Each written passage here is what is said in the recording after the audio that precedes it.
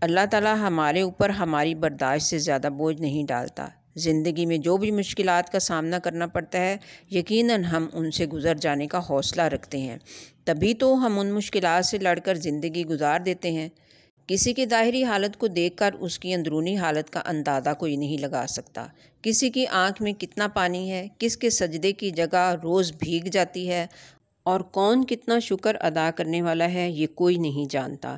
آپ کتنی ہی نمازیں پڑھ لیں، کتنے ہی روزے رکھ لیں، عبادت کر لیں، لیکن اس انسان سے آگے نہیں بڑھ سکتے جو روز اللہ کے آگے گڑ گڑا کر اپنے گناہوں کی معافی مانگتا ہے اور ہر وقت نیکی کی توفیق مانگتا ہے، لیکن مایوس نہیں ہوتا۔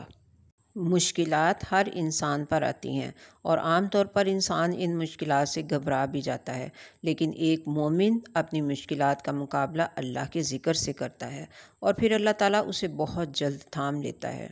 ہماری ہر پریشانی کا حل اللہ کے پاس ہے، لہذا دکھ میں اللہ کو ہی یاد کریں، جب تکلیف بڑھ جائے تو ذکر بھی اور بڑھا دیں۔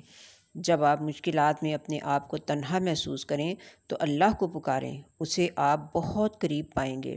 آپ کے ساتھ اللہ رب العزت ہو تو کسی دوسرے کے ساتھ کی حیثیت ہی کیا ہے۔ اگر آپ کے پاس ذکر کی لذت ہے تو دنیا کی بڑی سے بڑی مصیبت بھی آپ کو پریشان نہیں کر سکتی۔ اللہ آپ کا حامی و ناصر ہو۔ ملتے ہیں پھر نیکسٹ انشاءاللہ۔